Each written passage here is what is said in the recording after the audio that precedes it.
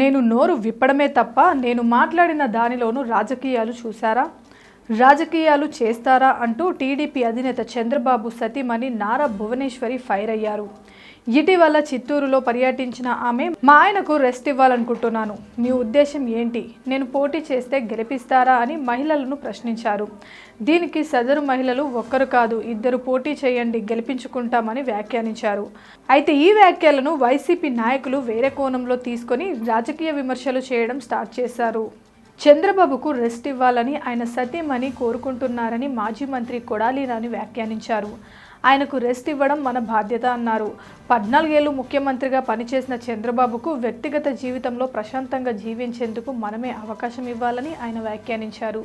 ఇక తాజాగా సీఎం జగన్ కూడా ఒంగోలులో మాట్లాడుతూ చంద్రబాబుకు రెస్ట్ కావాలని ఆయన భార్య కోరుకుంటున్నారు అని వ్యాఖ్యానించారు.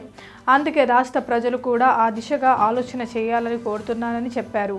ఈ వ్యాఖ్యల నేపథ్యంలో నారా భువనేశ్వరి స్పందించారు.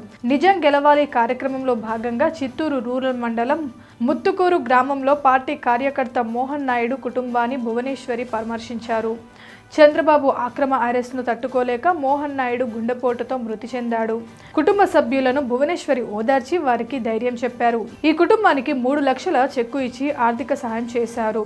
మోహన్ నాయుడు పిల్లలకు ఎన్టీఆర్ ట్రస్ట్ నుంచి ఉచిత విద్య అందిస్తామని భువనేశ్వరి హామీ ఇచ్చారు. ఈ సందర్భంగా నారా భువనేశ్వరి మాట్లాడుతూ, నేను నోరు విప్పితే తప్పుపడుతున్నారు, ఏం మాట్లాడాలి, ఏం మాట్లాడినా కూడా రాజకీయం చేస్తారా, ఇదేం పద్ధతి, మాజీ సీఎం భార్యకు మాట్లాడే హక్కు లేదా, ప్రతి విషయాన్ని తమకు అనుకూలంగా మార్చుకుంటున్న వైసీపీ నాయకులను ప్రజలు గమనించాలి, వారికి వచ్చే ఎన్నికల్లో తగిన విధంగా బుద్ధి చెప్పాలి, ఏం మాట్లాడాలో కూడా నాకు అర్థం కావడం లేదు, నా భర్త గురించి నేను మాట్లాడితే ఇలా వ్యతిరేక ప్రచారం చేస్తారని వ్యాఖ్యానించారు. Please subscribe Pragna Media. Please like, share, subscribe to Pragna Media. Pragna Media, please do like, share and subscribe. Please subscribe to Pragna Media. Please like, share and comment if you like the video. Pragna Media.